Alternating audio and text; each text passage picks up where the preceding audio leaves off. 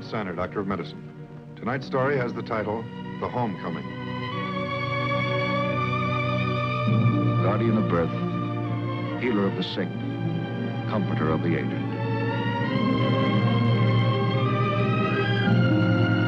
And the qualities of the worthy physician are three: the eye of an eagle, the heart of a lion, the hand of a woman.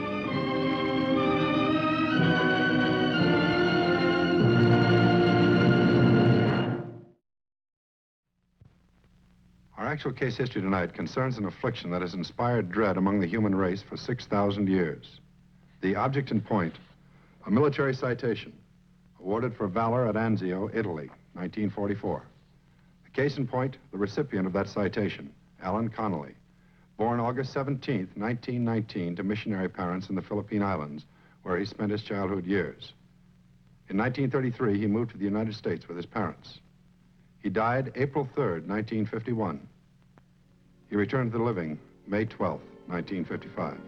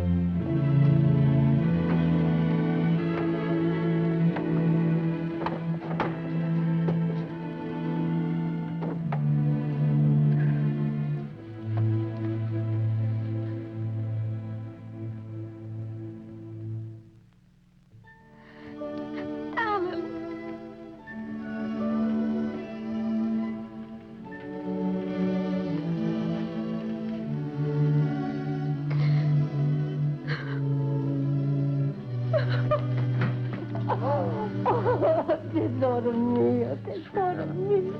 Sweet.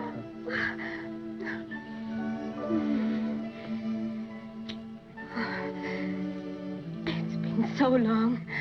I thought you'd never get here. Neither did I. Come, sit down. I want to look at you. You changed your hair. You look younger. No, it's been 4 years.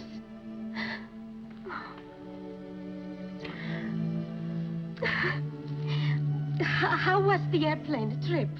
Oh, all right. Dr. Styner met me at the airport. He'll be up in a minute. Oh, and I baked you a cake for your homecoming party. And I invited our friends Bill and Katie and the Colemans, Mr. and Mrs. Coleman. I want to make everything nice for you. It's nice.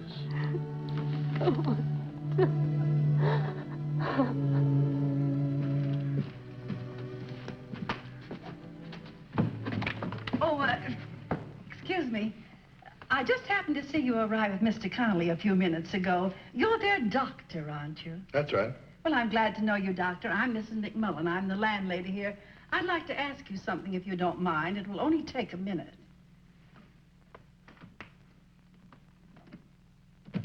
Sure. Go right ahead. Well, the folks from the public health department were around talking to the tenants about Mr. Connolly. They gave us a nice talk.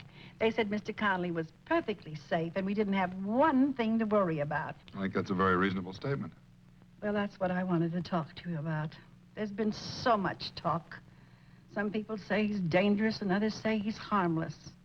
I'd like to get down to brass tacks. You're his doctor. You'd know more about it than anyone would. Is he safe? Mrs. McMullen, there is no doubt in my mind. Nobody in this apartment house is in any danger because of Al Connolly. If they were, he wouldn't be here. I'm very glad to know that. You say there's been a lot of talk about it. Not only here, but all over town. They're dead set against it. I don't know what's going to happen, Doctor. Well, don't they realize there's no danger? Don't they know what the real conditions are? All they know is that Al Connolly has leprosy. Well, thank you very much.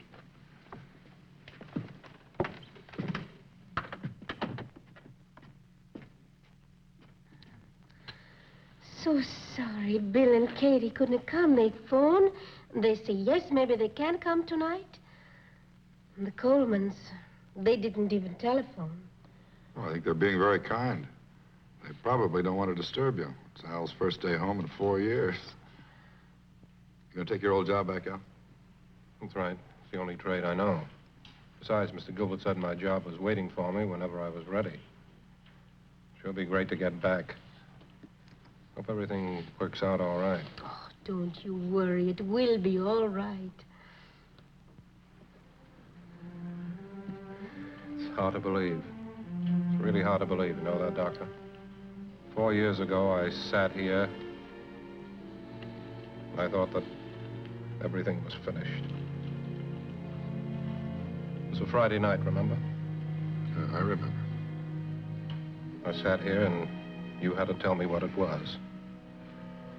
I don't think I ever felt lower in my life. As far as I was concerned, I was dead. And leaving Angela, that was the big thing. Over here, just a couple of years, she hardly knew the language. All we had was a few dollars in the bank. It was pretty hard to take. I never thought that I would see daylight again. I was wrong. The hospital to which Alan Connolly was sent houses an average of 325 patients with leprosy. The United States Public Health Service Hospital at Carville, Louisiana. Like many others, Alan Connolly arrived in the deepest despair. He'd been separated from his wife, his home, his friends. Above all, there was the dread of the disease that afflicted him, a disease brought about by a tiny organism, Microbacterium leprae. Before 1941, the most widely used medication against leprosy was chalmugra oil, derived from the fruit of a tropical tree. Since 1941, its use has been almost abandoned in the face of a sudden blessing far beyond the fondest hopes of leprosy victims. The blessing took the form of a new series of drugs, the sulfones, chemical compounds quite unlike the sulfas or penicillin. The sulfones are given orally or by injection, and although there have been a few failures, the results have been most remarkable. Leprosy affects the whole being, generally attacking the fibers of the skin and nerves. In the affected areas of the body, there's usually a loss of sensation. The individual feels no pain and cannot distinguish heat from cold. Weakness or paralysis of important muscle groups may also occur. Orthopedic and plastic surgery have also presented a new development in the correction of disfigurements and deformities. Thus it was for Alan Connolly and most of his other fellow victims. But his 4-year stay at Carville was not confined to medical treatment alone. While undergoing clinical care, there was abundant opportunity to participate in group activities, gaining new knowledge and skills in preparation for his release. On many fronts, research keeps going forward. The transmission of the disease is still the big mystery, still the biggest problem. Sooner or later, that too will be solved, and science can then evolve even more effective methods of combating, controlling, and eradicating leprosy.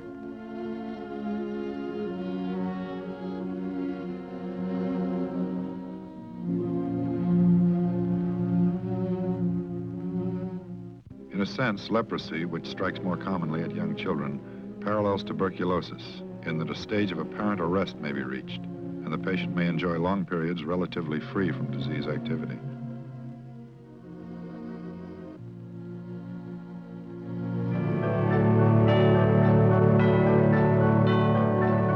Today, the emotional, mental, and spiritual rehabilitation of the patient is a matter of great importance. The goal is to return a man cured and happy back to society to take his rightful place with his fellow man.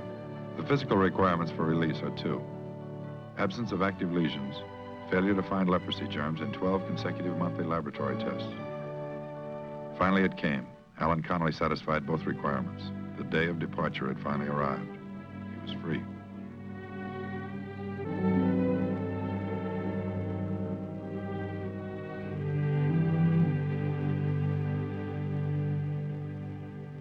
Long haul, 4 years. 4 years, 1 month, and 9 days.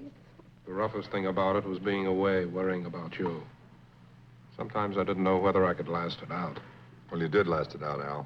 That's the important part. It's all behind you. The doctor is right, Alan. It's all over with. Everything's going to be all right now. I know it is. Everything's going to be fine. Yes, that's right. Alan Connolly. Yes, ma'am, I'll wait.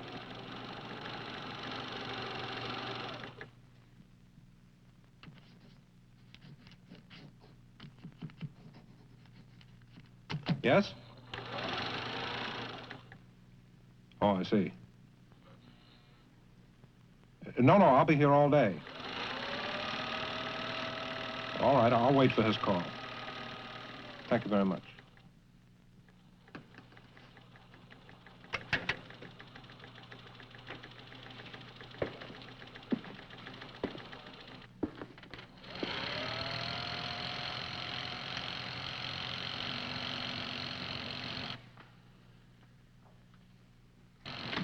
Hello? Alan, look. Look who's here. Katie!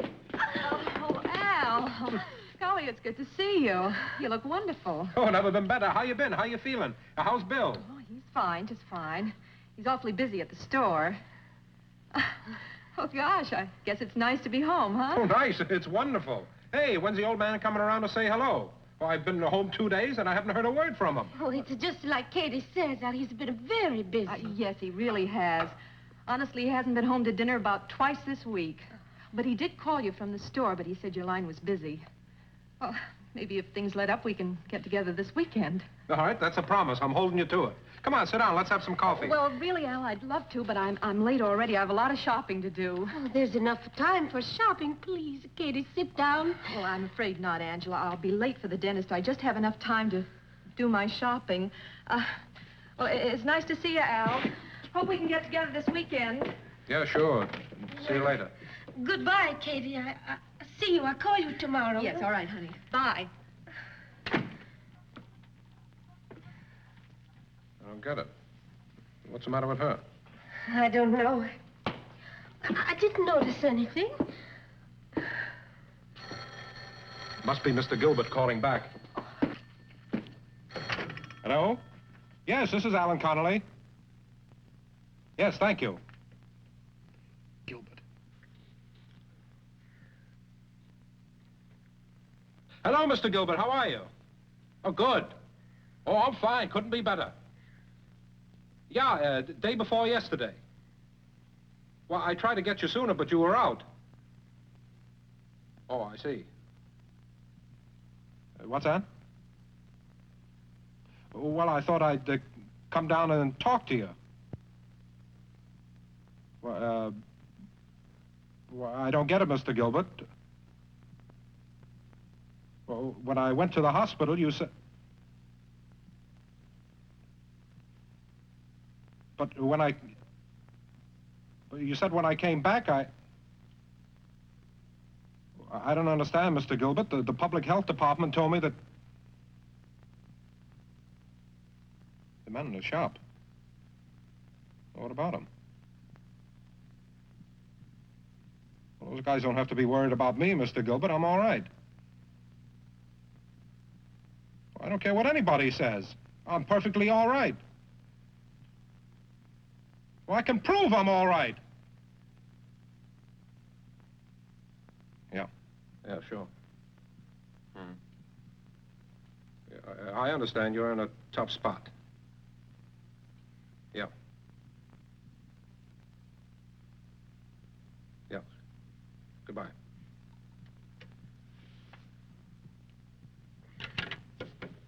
Oh, Alan.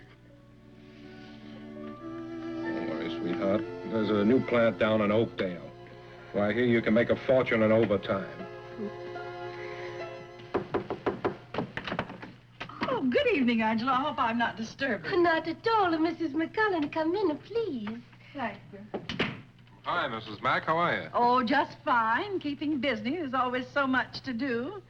Getting situated? I've been trying to, yeah. Oh, Mrs. McCullum, won't you sit down, have something to eat? No, no, thank you. I just came in for a minute. I was just going to have a beer. Would you like to have one with me? No, thanks. I'm on a diet.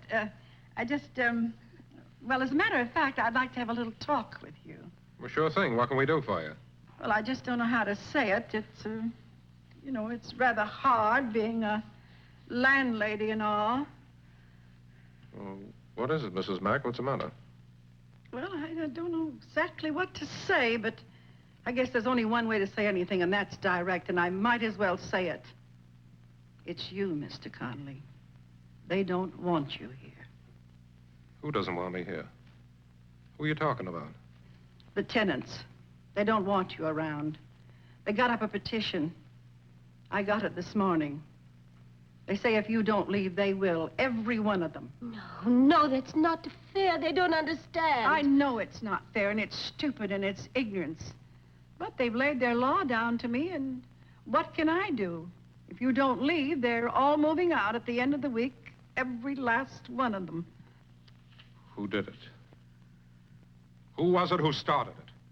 I don't know, Mr. Conley. All I know is that I'm in the middle. And I'm sorry, believe me. What's the matter with them? They've been told, don't they know? Don't they understand plain English? I'm all right. They can't catch anything from me. What's wrong with people? I don't know, Mr. Conley. I guess it's just ignorance and superstition. But what can I do? We have to move. Alan and me, we have to go. We don't have to go. They can't do this. I'm all right. You can't make us leave either. Well, I don't want to tell you what to do one way or the other, Mr. Conley. But we all have our problems, and I have mine, and sometimes they get mixed up together. I don't think I understand. I have 4 kids, as you know, and my oldest boy has just started to college. My other 3 boys are in high school. And it takes a lot of money to educate them and buy them clothes and food, and I'm the only one to do it. All I have is this apartment house. It's the difference between something and nothing. If the house is full, it's fine, but the house is empty and word gets around. Yes, I see. But why can't they understand? What's the matter with these people? They're grown up. At least they're supposed to be. They were told. They know I'm all right. I wouldn't be here if I wasn't all right. What's the matter with people anyway? I don't know, Mr. Conley. I can sympathize with you, and that's all. It's a terrible choice to make, but it's you or my family. I'm sorry.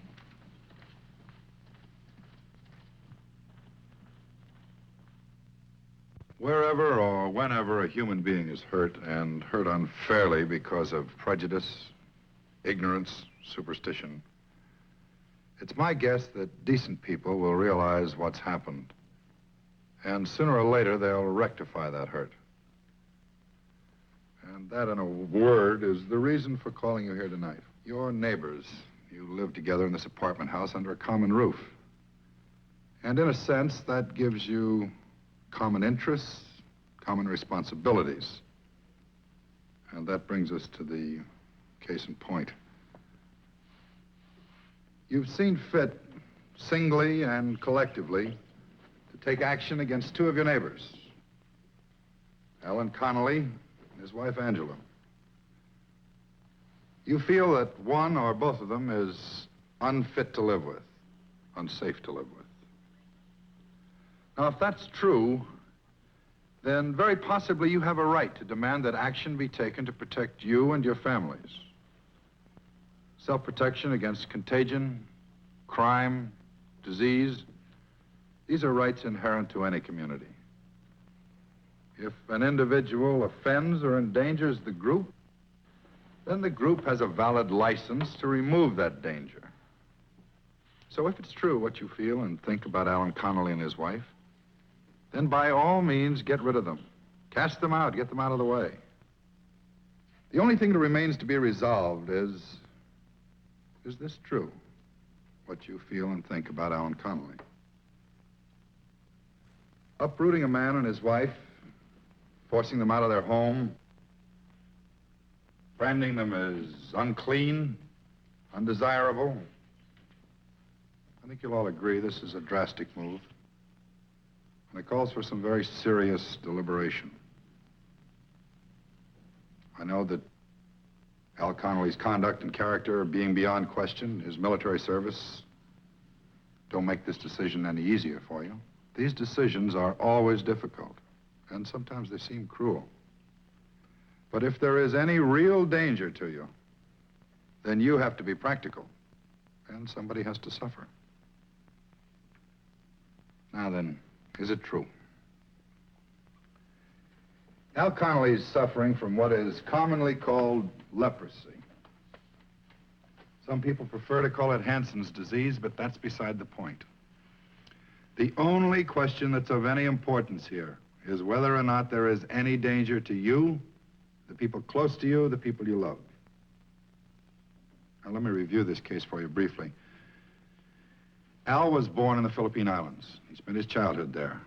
And we believe that it was there that he contracted the disease. Hansen's disease usually takes a long time to manifest itself. But it finally did. And about 4 years ago, Al came into my office. And there were checks and examinations, and finally a diagnosis: Hansen's disease, leprosy. Acting under my advice, Al voluntarily had himself committed to the United States Public Health Service Hospital at Carville, Louisiana, determined to go there and to be treated until he could come home without any fear of jeopardizing his wife, or his friends, or his neighbors. So that's the case for Alan Connolly. According to official hospital records, he achieved the goal he was aiming for when he got on the train and left this town for Carville. He's back home, his disease arrested, ready to take his rightful place in society. He knows he can walk among you without causing harm to any of you. And there are at least a dozen highly trained medical doctors who agree with him. But that's no matter. In the final analysis, the future of Al Connolly and his wife, and to a great extent, their welfare, their lives, and their happiness, rests in your hands. Your hands alone. And the hands of anyone who might happen to be their neighbors. As I see it, there are two roads open to you. You can accept Al Connolly for the man he is, the friend he is, not for his sense of duty, his courage, and not because he closed himself up in a hospital for 4 years when he first learned he had the disease for fear he might cause harm to some of you. And remember, he didn't have to do that. Don't accept Al for any of these reasons. Not for his sense of honor or his personal sacrifice. Accept him on the basis of cold medical fact. Accept him on the basis of official U.S. Public Health Service hospital records. Accept him because a staff of highly trained medical specialists not only treated him for 4 years, but examined him thoroughly before they decided he could return home and resume a normal life without fear of jeopardizing the health of anyone around him. Now, that's one course of action open to you. And the alternative, get rid of Al Connolly. Quoting the Bible, cast them out. Age-old superstition, fables from the Dark Ages dictate that leprosy means automatic doom, total exclusion. You have no more rights than the lowest of animals. Ignorance, prejudice, unwillingness to look for the truth. These dictate pain, injustice, and terrible, wanton cruelty. Those are the two choices open to you. It's your decision, and yours alone.